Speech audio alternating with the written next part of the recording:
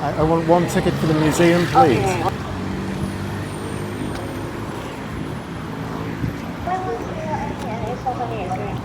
Okay, thank you very much. So to get in a single adult ticket, it's 80 Hong Kong dollars. That's about 372 Thai baht. So let's have a look, see if it's worth the money. First time I came to this museum was about 10 years ago, and it was kind of in quite a dingy basement. It was quite dark, quite old, but you see the ticket they've given me, and immediately I walk in. This has gone upscale quite a lot. So let's see what's different and if it's worth going to. I walk in and the first thing I see is a Triumph TR2 Racing One. I think already it's probably worth coming here to see one of those. Now clearly the first car you see is this. I need to check out the history because it must be something pretty special to be right here, right at the front. 1954, this was the race winner. We are going back to the beginning of Macau. Right, I'm going to go and read the history and then I'm going to talk to you more. And look at that. I mean, the front, yeah, you see the TR2, but once you come in the back, that has got a completely aero body on it.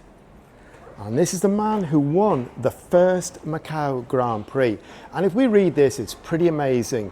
30th of October 1954, 70 years ago, he won the race 51 laps. Now we have races that are like about 5, 8, 10 laps. 4 hours, 3 minutes and 19 seconds. That is a completely different world to how it is now.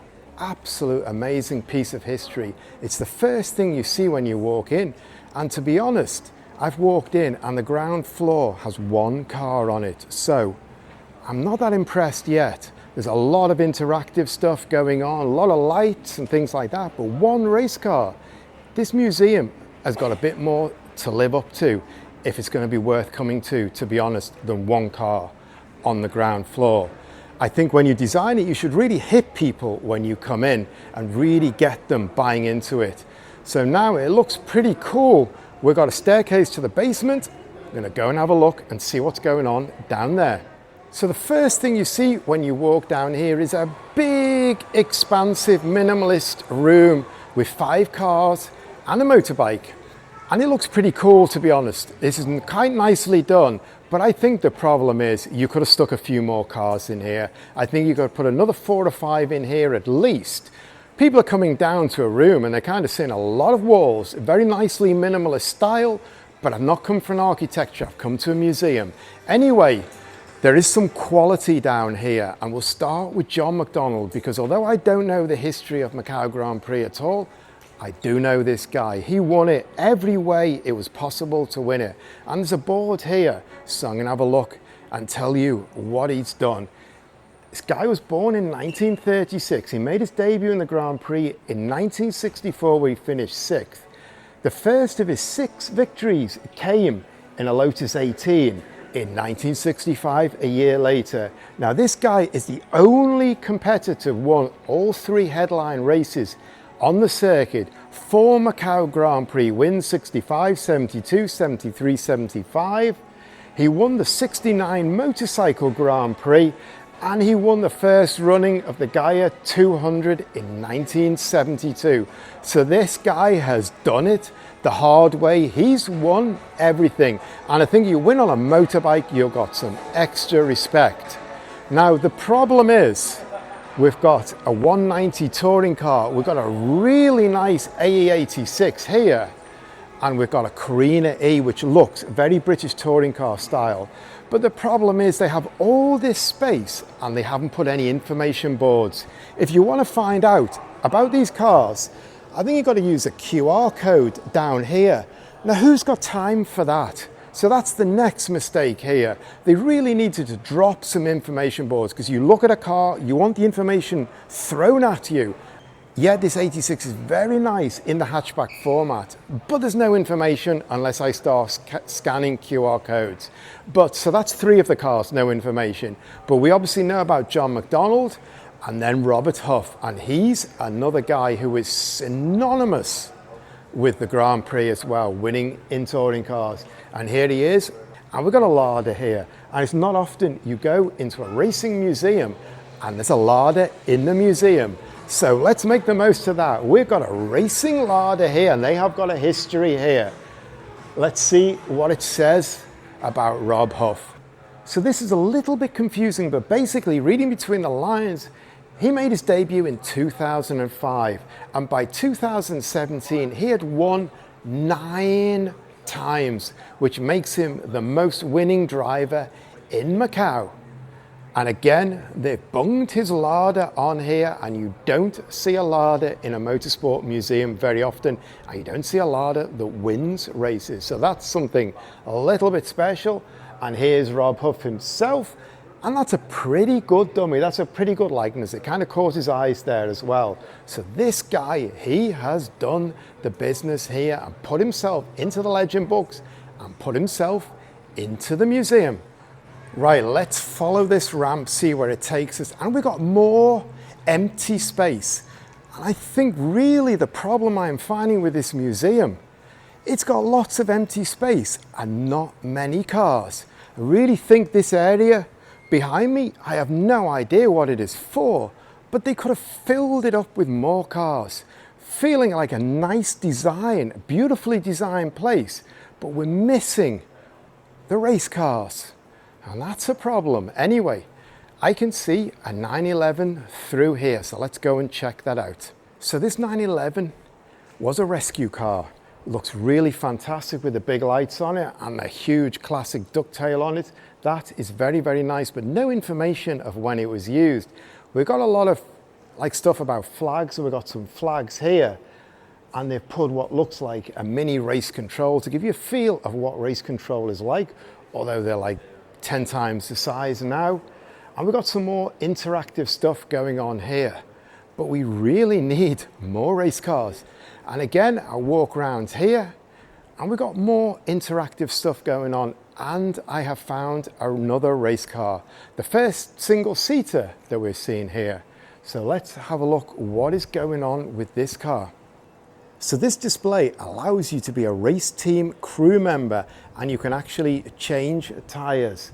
They've got wheel guns here, and you can see the air supply into them there.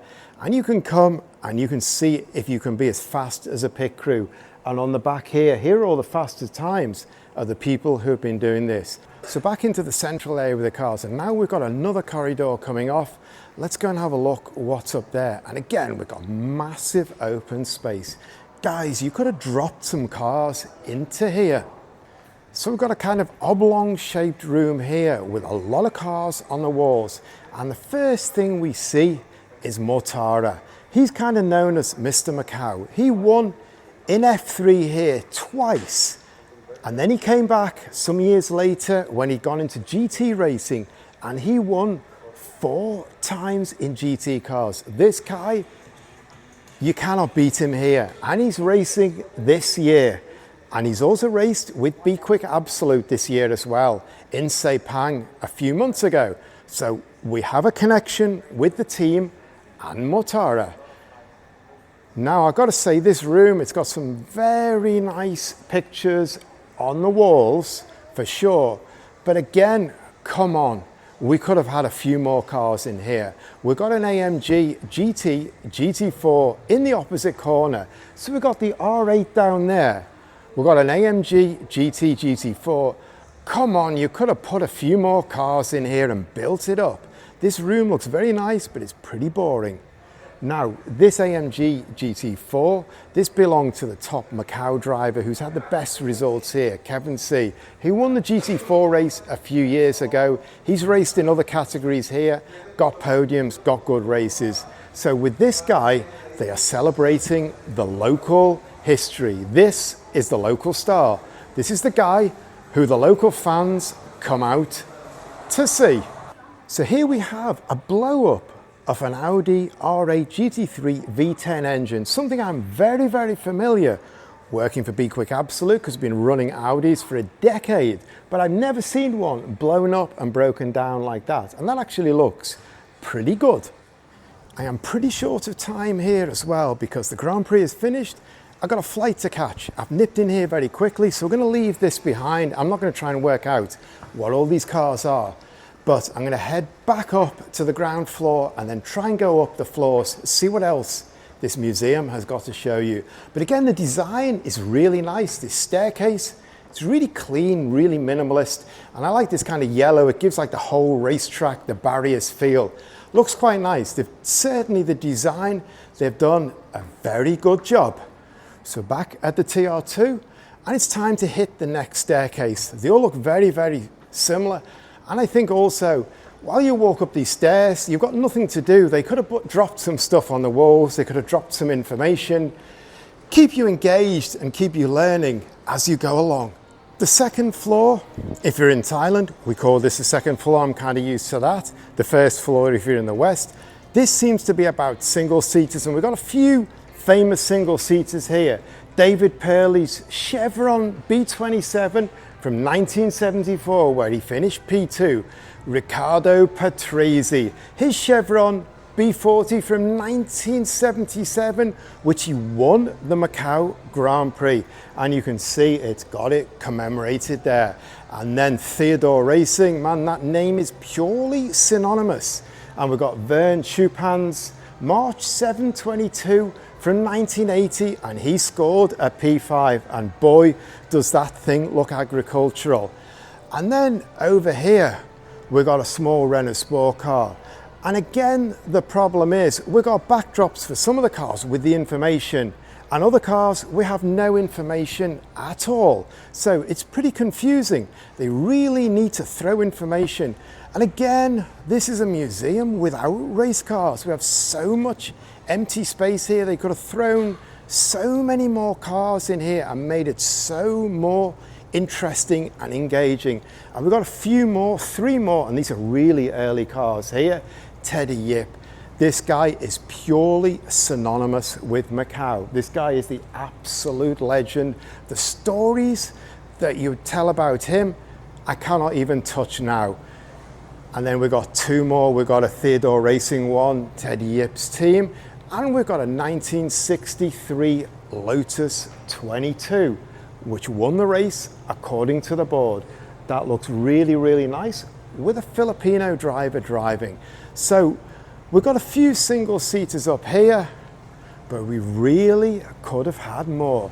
And I mean, just look over here at all this empty space. Why would you leave that all empty in a museum? Fill it up, please, guys. This place could be so much better. There's a lot of backdrops on the wall as well. There's some information being thrown about. And Albert Poon, he's another guy absolutely synonymous. So we have a little bit more information on Albert Poon. He raced here first time in 1959. And in 1964, he won his first Macau Grand Prix with a Lotus 23 and broke the lap record. And then he was runner-up 3 times, and he raced for years and years and years. And in fact, before COVID, I would say about 2014, 2015, he was racing in the Lotus Cup in his 70s, still racing. I had a chat with him then, and he was still loving it like it was his first time there. And his wife as well, she was in the paddock this week, and I had a chat with her. So if you want to catch up with what Albert Poon's wife was saying, drop down into the description. I'll put a link to my video from this year's in there, and I caught up with Mrs. Poon. Anyway, gotta leave this floor. I am really short of time now. Right, I've got to be really quick here because I need to get back to the media center, pick up my suitcase, give my locker back and everything like that before they close up, and then I need to get to the airport and fly back to Bangkok. So now I am rushing through this, and we go up another floor, and I think by the look of it, this is the final floor, and this is the motorcycle floor. Motorcycles are synonymous with Macau because to race motorcycles in Macau, you've got to be completely and utterly mental. So there's a huge respect for the guys who race motorbikes. And the motorbike race, it takes place like 7:30, 8 o'clock in the morning. That's unreal. When the track is green, the track is damp, all the overnight traffic's been going over it. The motorbikes clean the track for the day. These guys are just something else. They're completely mental. And at least here we've got a few more bikes because bikes are smaller so you can fit them in. But again, we're struggling because they're not putting up the information. You've got these QR codes if you want to find out more. But who is going to sit there and bend down and look at QR codes? You know, this is a really stupid idea. They need to drop more information. So we've got 3 classic Yamahas here, and I have no idea anything about them. But anyway, here we've got some boards with bikes on. And to be honest, I don't really know much about bikes, so I don't want to act like I know everything. So I'm just going to whiz around, have a look what they say and drop it on. So the bottom end here, we've got more interactive displays. I'm not going to look at that, I just haven't got time. I'm going to have a look at these bikes here because some of them got information. And this one, to be honest, I really don't need the information. Michael Rutter, here's one of the most famous names on bikes here. And according to the wall, this is the Ducati he won in 2003. This guy is an absolute legend of Macau. Then we've got a couple more bikes and they're not giving information. There's stuff going on the walls, but it's flashing through everything, so I'm not sure how relevant it is. I don't want to say anything stupid. And again, we've got more bikes. McGuinness here on the fairing. Robert Dunlop. This is another name famous for Macau, and this is the bike. It looks like the Honda RC30. He won in 1989. And then Ron Haslam. And dear me, that dummy looks so real. For a second, I thought that he was standing there looking at me. This is a guy who I remember from when I was a child. He won on this bike in 1985. Absolutely amazing to see that dummy there. And those sideburns are so period. And then we've got Mick Grant. He won on this Suzuki in 1984. So we've got a little bit going on in the motorbike history, man. Here, it makes your mind go because what these guys do is unbelievable. And again, we've just got so much empty space. But here, this is quite nice. We've got a motorcycle suspended and it's been split into all its components. Like the R8 engine that was blown up, this is all split down into its components. And it looks quite interesting. As a layman, this engine looks pretty big. Quite an impressive display that, but again, they should have a bit more information what's going on, not send you to a QR code. And here we've got another interactive display by the look of it. We've got a lot of bikes here, 6 bikes, and I guess you ride on them and you do things, but that's for another day. I am pretty much done here now. So that's it, I'm back on the ground floor with one race car. I've got to be out of here. This is a rushed visit, the Grand Prix finished. I've got a flight to catch. I had an hour to spare. Now, this place, it's very nicely designed, very nice architecture, very light, very modern, very clean. But it lacks race cars. This is a problem. This is a racing museum without race cars. And the old museum, from what I remember, it was like dark and dingy and it was in a basement, but you got the feeling of racing history. You got a feeling of Macau. There was a lot more going on in there. And I think this place, it's great. What they just need to do is put about 4 times the exhibits in here. And then there's a lot going on. But also, I'm more interested in the history, the old days, what it was all about. Nowadays, a lot of people are coming for more of an experience, and there's a lot of interactive things going on in here. Things you can do, screens you can touch and learn that way. So yeah, that's cool. And the other thing I'd say is really what they need to do is put information up, because there's such a story to tell. And at half the cars, you've got to look at a QR code. I haven't got time to look at a QR code to find out more information. So they really need to do that. They need to put more information, what's going on here.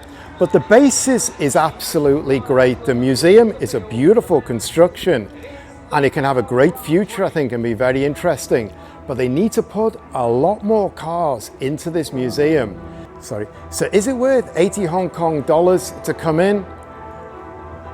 probably just about if you haven't been before. There are some cars in here, there's a bit of history, and if you've got kids, then yeah, you've got things to do. So yeah, probably worth a look if you're passing by, but don't make a huge effort to come here. That's the only thing I would say. And with that, I got to get to the airport and got to get out of here. Which exit?